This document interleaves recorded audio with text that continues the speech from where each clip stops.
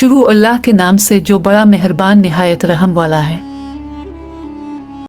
फेनाफन अल्लाह की मौत का वाकया बयान किया जाता है कि किसी शख्स ने एक गुलाम खरीदा था, तो इस गुलाम ने अपने आका से 3 शर्तें रखी।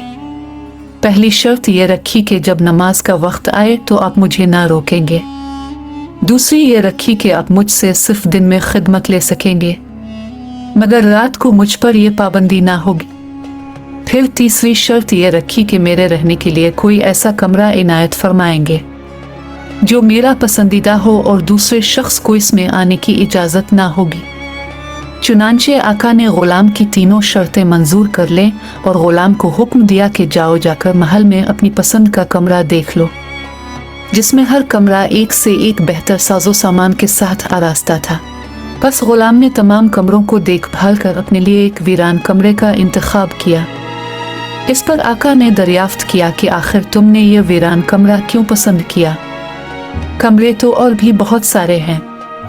अपने आका की ये बात सुनकर गुलाम ने जवाब दिया कि मेरे आका, शायद आपको मालूम नहीं कि वीरान जगह अल्लाह ताला के जिक्र से आबाद हो जाती है।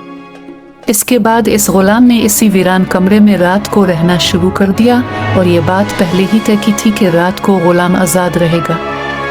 जब गुलाम को अपने पसंदीदा आज़ाद कमरे में रहते हुए कुछ अरसा गुजर गया, तो इसके आका ने एक दिन रात को बज़्म अहबाब मुनक़्क़द की और निस्फ शब के बाद जब दोस्त अहबाब रुखसत हो गए, तो मालिक मकान चहल कदमी करता हुआ गुलाम के कमरे की जानिब जा निकला।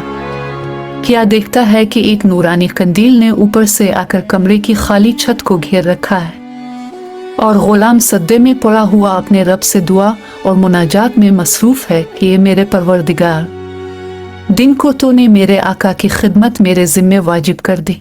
अगर ये खिदमत मेरे ज़िम्मे ना होती तो मैं रात दिन तेरी इबादत में मशगूल रहता, लिहाजा तो मेरा उज़्र कबूल फरमा ले।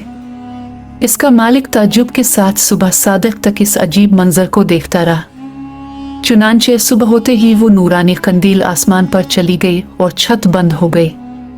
मालिक ने अपनी बीवी से इसका तज़किरा किया और दूसरे रोज़ वो मालिक और उसकी बीवी दोनों इस मंजर को देखने गए, तो इस शब में भी बिल्कुल वही मंजर देखा जो पहली शब में मालिक देख चुका था। सुबह इन दोनों ने गुलाम को बिलाकर कहा, तो अल्लाह के वास्ते आज़ाद है, ताकि अपनी ख्वाहिश के मुताबिक रात दिन अल्लाह ताला की इबादत में मशगूल रह सके, जिससे तो माजरत करता रहता है।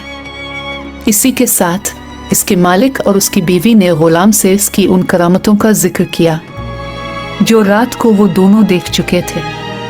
बस अब क्या था, जब गुलाम को मालूम हुआ कि उन पर इसका पर्दा फाश हो चुका है, तो इसने इसी वक्त दरबार इलाही में हाथ उठाकर दुआ की, ए मेरे परवरदिगार, मैंने तुझसे दुआ की थी कि मेरा राज किसी पर ना खोलियो, मगर अब जबकि मेरा भेद दूसरों पर जाहिर हो गया है, जिसको मैं मख्फी रखना चाहता था, तो मुझको अपने पास बुला ले। चुनंचे इसी वक्त इसकी रूह परवाज कर गई और वो अपने खालिक हकीकी से जा मिला। अल्लाह ताला से दुआ है कि अल्लाह पाक उसकी मग़फ़िरत फरमाए और उसके दर्जात को बुलंद फरमाए। आमीन। सबक। इस वाक़या से हमें यह सबक मिलता है कि हुज़ूर सल्लल्लाहु अलैहि वसल्लम ने सच फरमाया है कि जो अल्लाह का हो जाता है, अल्लाह इसका हो जाता है।